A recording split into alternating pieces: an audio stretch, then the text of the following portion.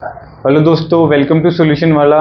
तो वही आज हम एक नई सीरीज स्टार्ट करने वाले हैं जिसमें हम कराएंगे डीएसएसबी के प्रीवियस ईयर क्वेश्चन से डिराइव्ड मोस्ट इंपोर्टेंट क्वेश्चन जो आपके 2023 के पीआरटी, टीजीटी या पीजीटी के जो भी एग्जाम होंगे उन सभी में काम आएंगे।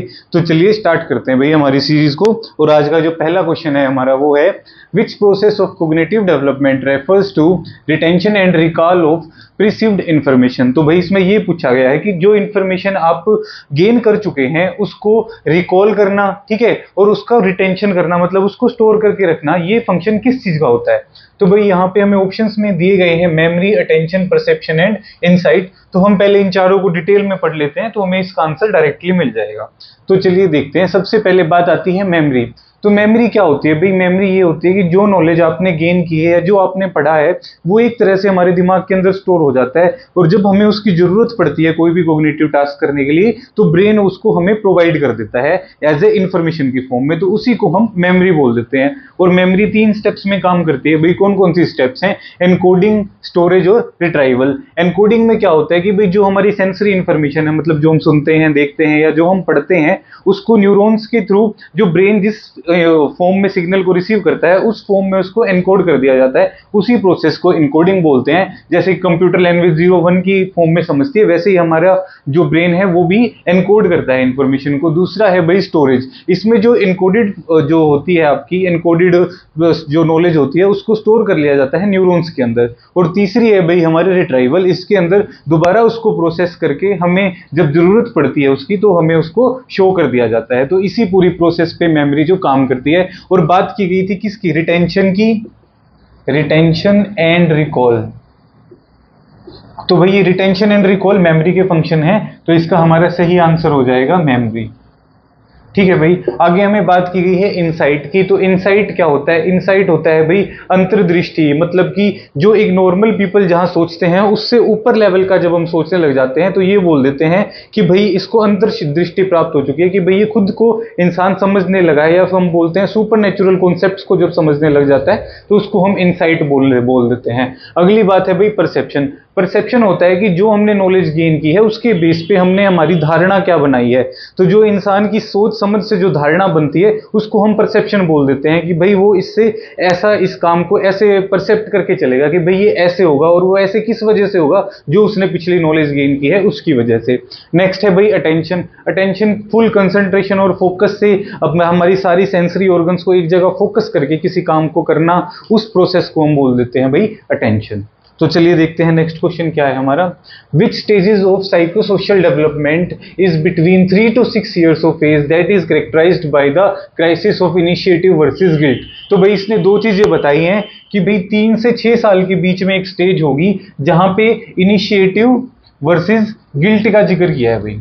ठीक है, इनिशिएटिव वर्सेस गिल्ट। तो इसके लिए हमें सारी 8 की 8 स्टेजेस पढ़नी पड़ेंगी भाई। किसकी स्टेजेस? Ericsson psychological stages. 8 की 8 जब हम समझ जाएंगे तो हम पता चलेगा कि 3 से 6 साल के बीच में इनिशिएटिव वर्सेस गिल्ट कौन से स्टेज में होता है। तो चलिए देखते हैं भाई। सबसे पहले जो स्टेज आती है इन्फेंसी की आती है, ये 0 से 1। इसके लिए मैं आपको एक ट्रिक बता देता हूं, आपको सिंपल लिख लेना है 1 2 3 4 6। ठीक है भाई। तो देखो जो पहली स्टेज है 0 से 1 के बीच होगी, फिर 2 साल का गैप आ जाएगा 1 से 3 का, फिर 3 साल का गैप आ जाएगा 3 से 6 का, फिर 4 साल का गैप आ जाएगा 7 से 11 का, फिर 6 साल का गैप आ जाएगा 12 से 18 का। ठीक है भाई। उसके बाद 10 साल का गैप आ जाएगा 19 से 29 का, और फिर 34 का। ठीक है। तो आप ये पहली 6 का गैप याद रखेंगे तो ये आपको जनरली 10 और 34 याद रह जाएगा। अब ये 8 की 8 स्टेजेस हैं, इनको हम इजीली याद नहीं रख सकते, तो इसको याद करने की भी मैं आपको एक सिंपल ट्रिक बता देता हूं। देखिए हम लिखते हैं ट्रक ऑटो इन इंडस्ट्री। जब ट्रक और ऑटो इंडस्ट्री में जाएंगे तो आईडी दिखाएंगे। ठीक है भाई, आइडेंटिटी उन्हें दिखानी पड़ेगी। आइडेंटिटी दिखा के उनको मिलेगी एंट्री। ठीक है। सामने एंट्री पे जनरेटर पड़ा होगा, जनरेटर। जनरेटर कहाँ पड़ा होगा भाई? एंट्री पे पड़ा होगा। तो आप ये याद कर लेना, first, second, third, fourth, fifth, six, seventh, 8 stages हो गई भाई ये। सबसे पहले ट्रक से हम याद कर सकते हैं ट्रस्ट मिसट्रस्ट, ऑटो से ऑटोनोमी वर्सेस शेम या डाउट, आईएन से initiative versus guilt, industry versus inferiority. ठीक है भाई। आइडेंटिटी वर्सेस कंफ्यूजन, और इंटीमेसी वर्सेस आइसोलेशन। जनरेटर से जनरेटिविटी वर्सेस स्टैग्नेशन, और इन से फिर इंटीग्रिटी वर्सेस डिस्पेयर। तो ये 8 की 8 स्टेजेस आप याद कर सकते हैं। अब हमसे पूछी कौन सी गई थी कि भाई ट्रस्ट वर्सेज मिसट्रस्ट या फिर इनिशिएटिव वर्सेस गिल्ट की बात की गई थी। तो इनिशिएटिव वर्सेस गिल्ट कौन सी है हमारी, थर्ड स्टेज है, तो इसका सही आंसर हो जाएगा भाई 3। तो चलिए देखते हैं नेक्स्ट क्वेश्चन क्या है। नेक्स्ट क्वेश्चन है भाई, mention the stage that is characterised by the development of language and rapid conceptual development.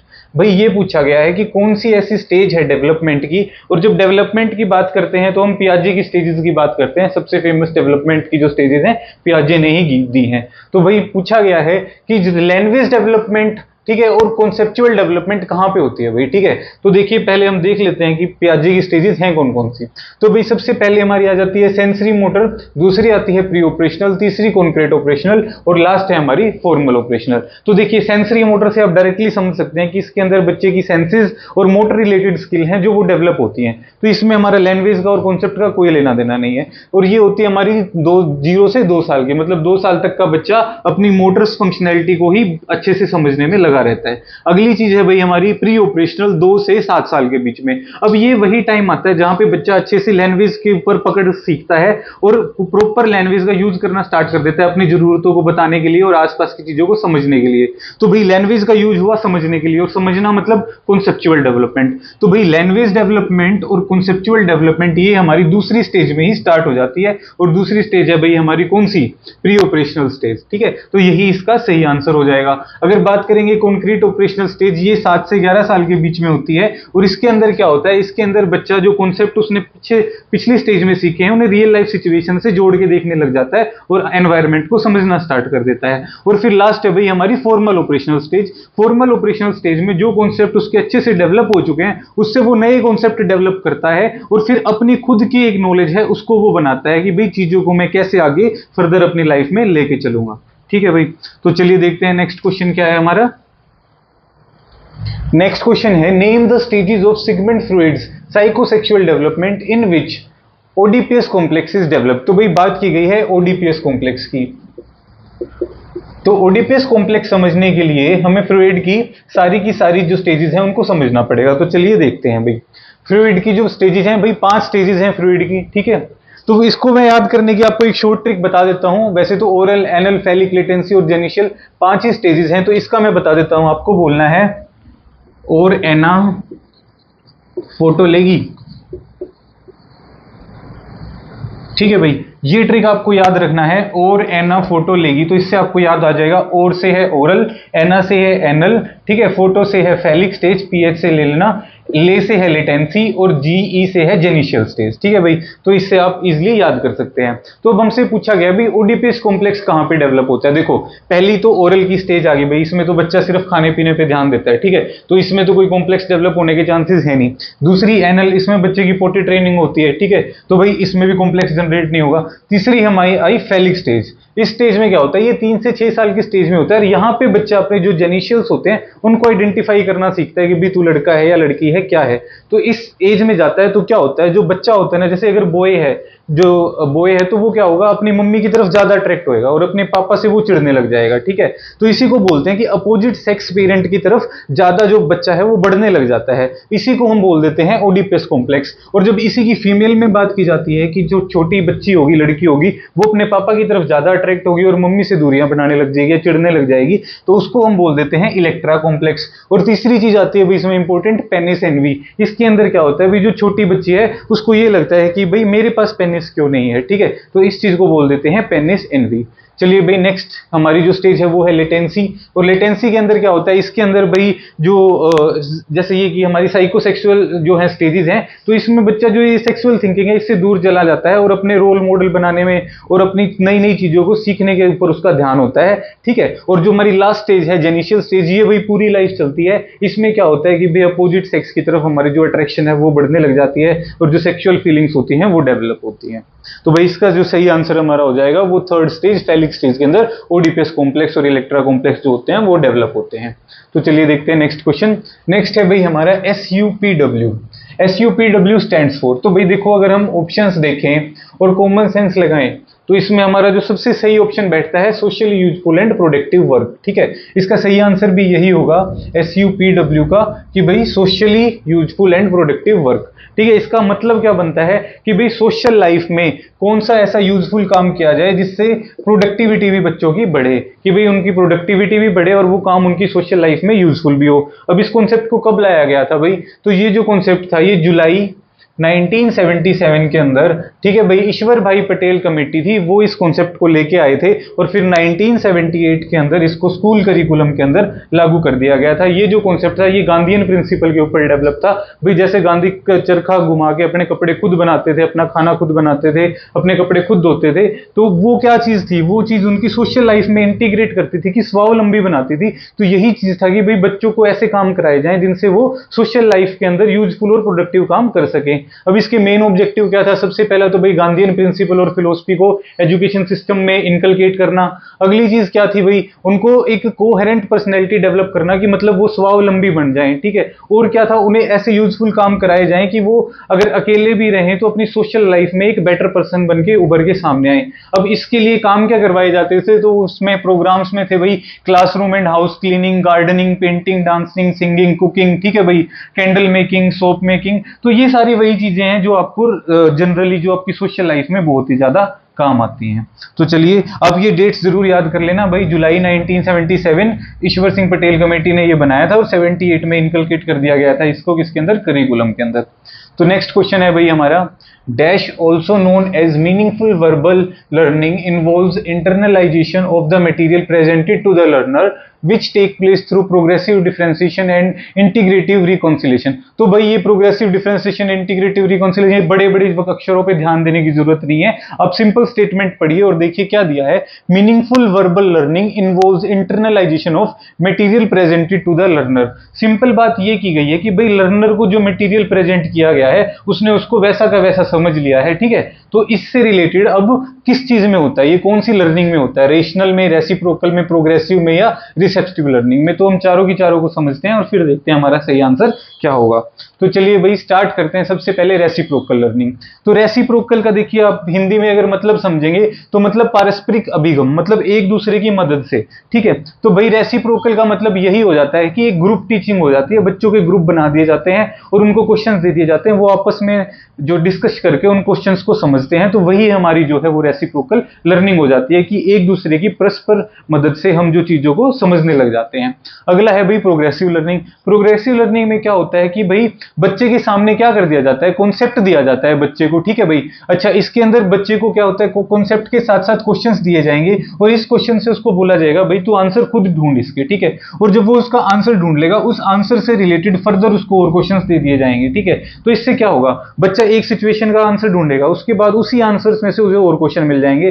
तो एक प्रोग्रेसिव स्टेप बाय स्टेप ये चीज चलेगी। तो इससे बच्चा क्या करेगा, लर्निंग को अच्छे से कर पाएगा। तो इसको हम बोल देते हैं प्रोग्रेसिव लर्निंग, भाई सेल्फ क्वेश्चन आंसर्स की हेल्प से बच्चे को पढ़ाना। नेक्स्ट चीज जो हमारी हो जाती है रेशनल लर्निंग। रेशनल लर्निंग के अंदर क्या होता है, इसके अंदर जो बच्चा है वो कॉन्सेप्ट को एक बार समझ लेता है। ठीक है भाई, कॉन्सेप्ट हमने बच्चे को समझा दिया, उसके बाद इस कॉन्सेप्ट से रिलेटेड फर्दर और कॉन्सेप्ट उसको बताए जाते हैं और इनके बीच का रिलेशन उसको समझाया जाता है। ठीक है, तो जब वो इसके बीच का रिलेशन आपस से इंटर रिलेटेड जब कॉन्सेप्ट को पढ़ता है तो एक रेशनल फीलिंग्स उसके अंदर डेवलप होती हैं और इसी को हम बोल देते हैं रेशनल लर्निंग।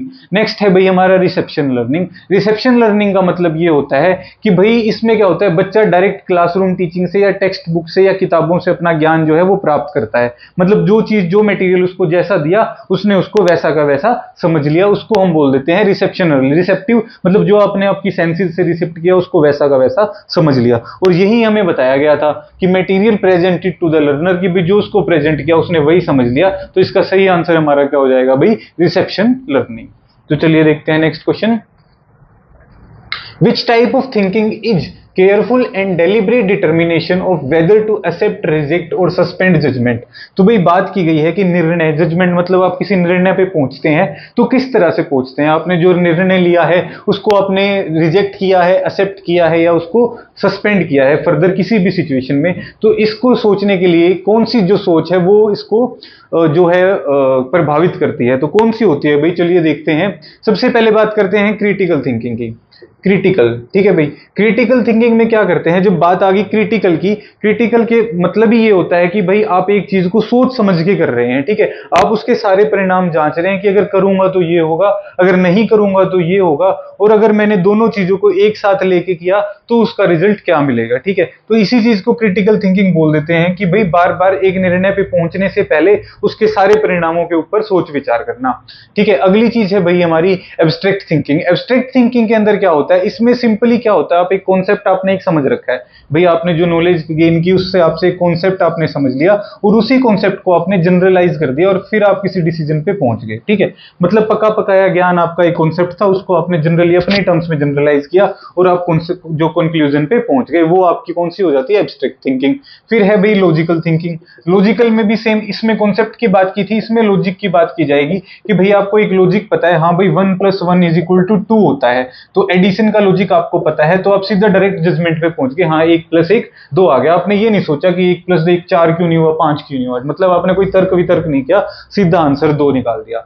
तो ये आपकी हो जाती है लॉजिकल थिंकिंग। तीसरी है भाई रिफ्लेक्टिव थिंकिंग। रिफ्लेक्टिव थिंकिंग भी क्रिटिकल थिंकिंग का ही एक पार्ट है, बट इसमें जो आप जजमेंट बनाएंगे, पास्ट में जो आपके साथ चीजें हो चुकी हैं उसके बेस पे बनाएंगे, मतलब रिफ्लेक्शन, कि भाई आईने में आप अपने आप को जैसा देख रहे हैं उसी के ऊपर आपकी एक सोच बनी है और उसी को सोच के आप डिसीजन ले रहे हैं पास्ट इवेंट से। ठीक है, तो हमसे पूछा क्या गया था भाई, पूछा गया था एक्सेप्ट, रिजेक्ट और सस्पेंड जजमेंट, मतलब हम सोच विचार करके किसी एक जजमेंट पे पहुंच रहे हैं, उसको एक्सेप्ट करें या क्या करें। तो ये कौन सी का पार्ट था, ये था भाई क्रिटिकल थिंकिंग का। बाकी सब पे आप डायरेक्ट थिंकिंग करते हैं, लेकिन क्रिटिकल थिंकिंग में आप संपूर्ण सोच विचार करके किसी आंसर के ऊपर पहुंचते हैं। तो चलिए देखते हैं नेक्स्ट क्वेश्चन क्या है भाई हमारा। नेक्स्ट क्वेश्चन है, read the following statement and select appropriate option regarding the truthfulness. भाई 2 स्टेटमेंट दी गई हैं और बताइए भाई दोनों सही हैं गलत हैं, ये पूछ रखा है। तो देखो सबसे पहले हमें दिया हुआ है भाई, mode of the distribution is commonly understood as arithmetic average. भाई सबसे पहले जो मोड है, मोड को ये दिया हुआ है कि ये अर्थमेटिक एवरेज है भाई, अर्थमेटिक एवरेज। ठीक है, और दूसरी बात हमें क्या दी गई है, मीडियन दी गई है भाई, कि मीडियन एक ऐसी चीज होती है आधी वैल्यू तो मीडियन के ऊपर होती हैं और आधी वैल्यू होती हैं वो मीडियम के डाउन होते हैं भाई, मतलब मीडियन जो है वो बीच का टर्म होता है किसी भी सीरीज का या किसी भी डेटा का, ये चीज हमें दी है। तो चलिए हम समझते हैं। सबसे पहले देखो, सबसे पहले बात की गई मीन, मोड, मीडियन, 3 चीजें हम याद यूज करते हैं। तो मीन का जो मतलब होता है, मीन का मतलब जो हमारा ये हो जाता है कि भाई it represent the average of given data, कि भाई मीन एवरेज को रिप्रेजेंट करता है, लेकिन यहाँ पे हमें गिवन था क्या कि मोड एवरेज को रिप्रेजेंट करता है, तो ये हमारा यहाँ से डायरेक्टली ऑप्शन गलत हो जाएगा क्योंकि एवरेज को रिप्रेजेंट करता है मीन। ठीक है, उसके बाद आता है भाई मीडियन। मीडियन क्या होता है, मीडियन मैंने आपको बताया बीच का टर्म होता है, बीच का टर्म मतलब आधी वैल्यू जिसके ऊपर होंगे और आधी वैल्यूज इसके नीचे हो जाएंगी, तो हमारा मीडियन बिल्कुल सही है। और लास्ट में दिया हुआ है भाई मोड। मोड क्या होता है, जो फ्रीक्वेंट वैल्यू जो बार बार आपकी एक सीरीज के अंदर आती है उसको हम मोड बोल देते हैं। ठीक, सॉरी, उसको हम मोड बोल देते हैं। तो आपका इसका सही आंसर क्या होगा भाई, इसका सही आंसर जो है हमारा हो जाएगा कि only statement second is true. तो चलिए देखते हैं नेक्स्ट क्वेश्चन क्या है। Which type of method rote memory is being encouraged among the student as a result of which they do not become self independent. तो भाई 2 बात की गई है कि सबसे पहले तो जिक्र किया गया है रोट मेमोरी का, रोट मेमोरी मतलब रट्टाफिकेशन, और दूसरी बात जो हमारी वो की गई है, वो की गई है सेल्फ इंडिपेंडेंस की, कि भाई सबसे पहले तो रोट मेमोरी के ऊपर फोकस किया जाता है और दूसरा है कि भाई जो सेल्फ इंडिपेंडेंस है वो बच्चा नहीं बनता, सेल्फ इंडिपेंडेंट नहीं बनता। तो ये कौन सी अप्रोच है, तो चलिए एक बार हम चारों अप्रोचेस को देख लेते हैं। देखो सबसे पहले भाई डिडक्टिव मेथड या डिडक्टिव अप्रोच जिसको बोलते हैं। तो देखो डिडक्शन का मतलब क्या होता है, घटना। ठीक है, आप इसी से लगा सकते हैं, आप सेल्फ कॉन्फिडेंस को सेंटर में लेके चलिए और बात की गई है डिडक्टिव की, मतलब सेल्फ कॉन्फिडेंस घट रहा है। ठीक है, कब घटेगा, जब रट्टाफिकेशन के ऊपर ध्यान दिया जाएगा, बच्चे को कॉन्सेप्ट नहीं समझाया जाएगा, डायरेक्ट उसको रटवाया जाएगा तो उसको पीछे का लॉजिक ही नहीं समझ में आएगा, तो सेल्फ कॉन्फिडेंस घटेगा। तो डिडक्टिव अप्रोच है जो ये रट्टाफिकेशन के ऊपर ही चलती है। इसके अंदर क्या होता है, इसमें जनरल चीजें बच्चे को बताई जाती हैं पहले। ठीक है, जनरल से एब्स्ट्रैक्ट की तरफ जाता है, वो एब्स्ट्रैक्ट से फिर उसको लेके जाया जाता है कॉन्क्रीट की तरफ। और जहां पे जनरल चीजें पहले पढ़ाई जाए तो उसमें आप डायरेक्टली सोच लीजिए कि सेल्फ कॉन्फिडेंस डेवलप नहीं होगा, उसके अंदर जो फैक्ट है उसको थ्रस्ट कर दिया जाएगा बच्चे के दिमाग में भी, डायरेक्टली जो जैसा है तेरे को वैसा का वैसा समझ ले और वैसा याद कर ले। ठीक है, तो इसका सही आंसर हमारा क्या हो जाएगा, डिडक्टिव अप्रोच। बाकी इंडक्टिव अप्रोच अप्रोच की बात की जाए तो इंडक्टिव अप्रोच के अंदर क्या होता है, उसके अंदर बच्चे की जो डिस्कवरी की स्किल होती है, ठीक है, उसकी जो इनोवेशन की स्किल होती है उसके ऊपर ध्यान दिया जाता है। तो उसमें किया क्या जाता है कि सबसे पहले उसको बोला जाता है भाई हम एक काम कर रहे हैं, आप इसको ऑब्जर्व करो, ठीक है। ऑब्जर्व करने के बाद जैसे हमने किया आप इसको वैसे प्रैक्टिकली करके देखिए। तो पहले बच्चा ऑब्जर्व करेगा, फिर उसकी रीजनिंग स्किल्स उसके ऊपर लगेंगी, ठीक है, उसकी इनोवेटिव स्किल्स लगेंगी और वो फिर अपने हिसाब से उस काम को करके समझेगा। तो इसमें उसका सेल्फ कॉन्फिडेंस भी डेवलप होगा और उसकी कॉन्सेप्ट के ऊपर पकड़ भी अच्छी बनेगी। तो इसको हम बोल देते हैं इंडक्टिव अप्रोच। अगली हो जाएगी भाई प्रोसेस अप्रोच। प्रोसेस अप्रोच के अंदर क्या किया जाता है, बच्चे को एक टास्क दी जाती है और वो स्टेप बाय स्टेप उस टास्क को करता है और हर एक स्टेप से वो नई चीज सीखता है और अगली स्टेप में उसको अप्लाई करता है। तो इस तरह से वो क्या बनता है भाई, वो सेल्फ कॉन्फिडेंस बनता है और उसकी जो स्किल्स हैं वो और बेटर डेवलप होती हैं। नेक्स्ट है भाई हमारा डायरेक्ट एक्सपीरियंस अप्रोच। देखो जो हमारा इंडक्टिव अप्रोच था इसके अंदर बच्चे को पहले ऑब्जर्वेशन दी जाती थी, फिर उसको एक्सपेरिमेंट करने दिया जाता था। लेकिन डायरेक्ट एक्सपीरियंस में भाई बच्चे को डायरेक्ट एक्सपेरिमेंट करने दिया जाता है कि भाई ये आपके सामने सामान रखा है, आप अपने हिसाब से जो है निर्णय लीजिए और इस जो टास्क है इसको या इस काम को पूरा कीजिए। तो जब डायरेक्ट एक्सपीरियंस बच्चे को मिलेगा तो जनरल सी बात है वो अपनी थिंकिंग उसके अंदर अप्लाई करेगा, ना कि रटाई रटाई चीजों को पढ़ेगा। तो अपनी थिंकिंग अप्लाई करेगा तो सेल्फ कॉन्फिडेंस भी डेवलप होगा और जो बच्चा है वो और ज्यादा बेटर तरीके से चीजों को समझने लगेगा। तो चलिए देखते हैं नेक्स्ट क्वेश्चन क्या है भाई हमारा। नेक्स्ट है dash validity requires that the curriculum promotes the values of honesty, objectivity, cooperation, freedom from fear and prejudice and develop in the learner corner of life and preservation of environment. तो भाई देखिए बात की गई है यहाँ पे ऑनेस्टी की, ऑब्जेक्टिविटी की, कोऑपरेशन की और फ्रीडम फ्रॉम फियर। तो ये सारी चीजें किस में आ जाती हैं, मोरल वैल्यूज में आ जाती हैं। ऑनेस्टी हो गया, ठीक है, फ्रीडम फ्रॉम फियर हो गया, ठीक है भाई, कोऑपरेशन हो गया और क्या आ गया हमारा, ऑब्जेक्टिविटी हो गया। तो ये सारी जो चीजें होती हैं ये हमारी मोरल वैल्यूज होती हैं। मोरल वैल्यूज हम करिकुलम के थ्रू सीखते हैं और यहाँ पे मोरल से रिलेटेड क्या चीज दिया गया भाई, एथिकल दिया गया है, नैतिक, ठीक है। तो इसका सही आंसर क्या हो जाएगा भाई, इसका सही आंसर हो जाएगा एथिकल वैलिडिटी एक ऐसी है जो बच्चे को ऑनेस्टी, कोऑपरेशन, ऑब्जेक्टिविटी ये सब सिखाती है। अगर बात की जाए भाई एनवायरमेंटल, हिस्टोरिकल और प्रोसेस की, तो एनवायरमेंटल के अंदर क्या होता है, इसमें हम बच्चे को ये सिखाते हैं कि भाई जिस जगह हम रहते हैं, हमारे आसपास का एनवायरमेंट है, उसकी केयर कैसे करनी है और प्रॉपर्ली एक सस्टेन्ड वे से कैसे खुद को उसमें डेवलप करना है। जैसे नॉइस पोल्यूशन को कैसे खत्म करना है, एयर पोल्यूशन को कैसे खत्म करना है, उसको ये सिखाया जाता है कि भाई धरती हमारी माँ है और आपको इसको सेव करके रखना है, ठीक है, कि आप इंटरडिपेंडेंट है, कि आप हैं तो पृथ्वी है और पृथ्वी है तो आप हैं, हमारी एग्जिस्टेंस ही एनवायरमेंट की वजह से है।